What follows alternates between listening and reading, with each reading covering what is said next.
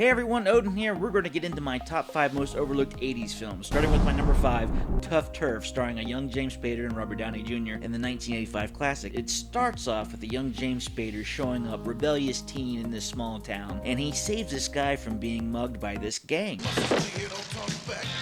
And this gang has a leader, and the leader has a girlfriend, and suddenly James Spader falls in love with this girlfriend, creates that dynamic that now the gang leader and James Spader are going to be butting heads throughout the entire movie. She belongs to Nick. Come on, Jimmy, Lincoln freed the slaves. The Tough Turf film is just a fun movie to watch. A lot of teenage angst. You are not now, nor were you ever members of this club. A lot of music of the 80s, so it's fun to see the style from that era, and it's very much an 80s movie.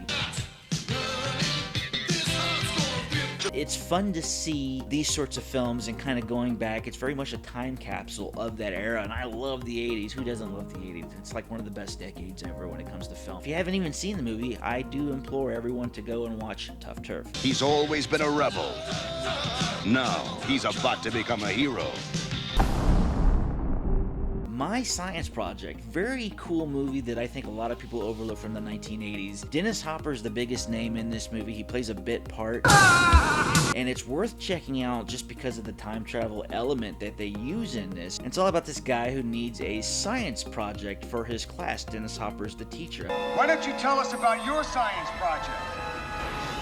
I'm working on it. And if he doesn't pass it, he will not pass high school. It creates a problem. So what's he do? He ends up going into an airplane graveyard where he finds this alien engine that the Air Force, I guess, buried beneath it. So I'm not understanding why the government would kind of get rid of alien technology that is able to do some magnificent things that is way advanced beyond our years. This thing by the aliens ends up being some sort of an engine. It looks like something you would go to Spencer's, that thing that would look like an orb that had electricity in it. You put your hands on it and it would follow your fingers. You know what I'm talking about? But the fun thing about it is he takes it back to his school. Dennis Hopper ends up looking at it, hooks it up to some electricity, and boom, bang, bang, you get a problem. And the problem is when it gets more power, it creates a time warp displacement. We went 2 hours into the future. What?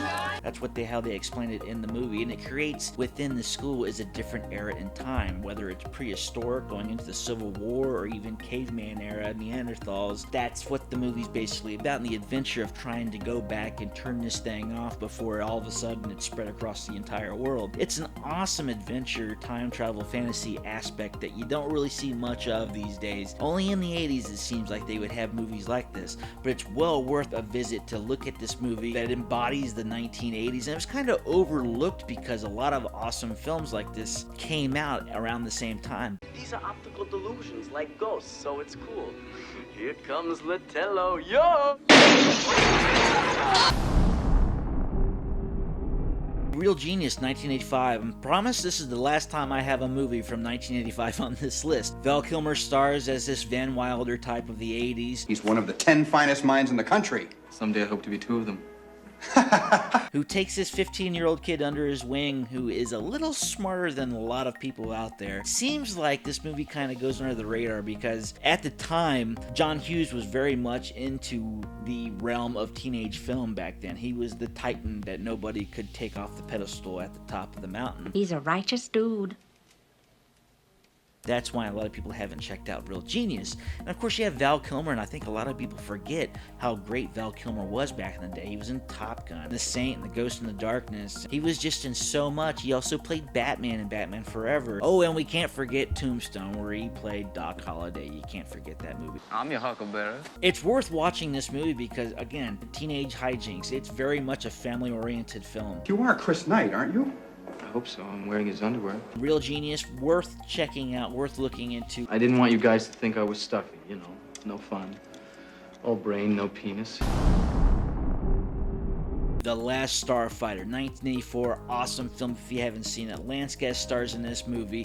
He was in Jaws, The Revenge, and also Halloween 2, not the greatest of sequels. And then you had Catherine Mary Stewart playing his girlfriend. She was in Weekend at Bernie's and Night of the Comet. Both fun movies to check out if you love 80s films. But it stars this Lance Guest as the main star, and he ends up finding this arcade cabinet, and in this arcade cabinet is a game called The Last Starfighter. You have been recruited by the Star League to defend the frontier against Zur and the Kodan Armada. Now what ends up happening is he ends up being a really good player. But it turns out this cabinet's from this alien race that was sent down to find new recruits, and anybody who wins the game is basically recruited into the Star League. Light years ahead of the competition.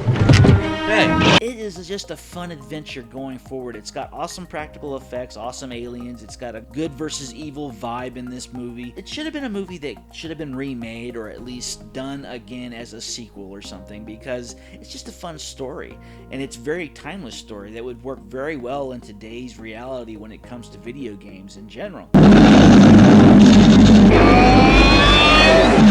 I would love to see this movie remade. The score is great, the acting is wonderful. It feels very much something that falls in the realm of the Goonies or Back to the Future. It has that same feeling that I like when it comes to adventure fantasy back in that time. Totally worth watching. Check it out.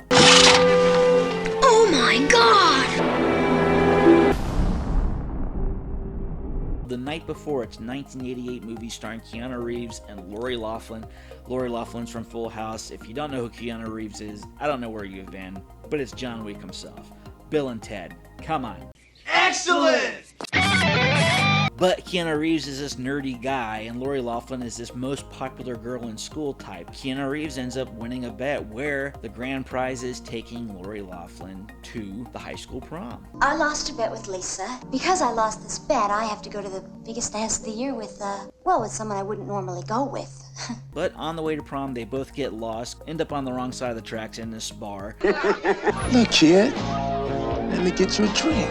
Keanu Reeves somehow ends up accidentally selling Lori Loughlin's character to a pimp, and in turn, that's where the story pretty much begins, going forward, trying to find her and trying to figure out how to get back home before her father, who is a cop, finds out. It's a fun movie, fun going forward. It's an adventure that takes place over an entire night, going from pimps to prostitutes to drug dealers and running away from gunshots and police officers that are corrupt, going to bars and being drugged and almost coming to blows with drug dealers. Like, there's a lot going on in this movie, and it's cool to watch. You get to see Keanu Reeves in his early days before he became this big hot movie star, and it's cool to see him in this era because this is like the surfer Keanu. That was the way people talked, I guess, back then, but I've never met anybody who talked that way. I don't know why. Are we going to talk or are we gonna rock? So that was my top 5 most overlooked list of the 1980s. Let me know, comment below, tell me what you think of this list. I would love to hear your opinions on it. And please subscribe because I plan on having more episodes coming up in the near future. Until the next time, see you later.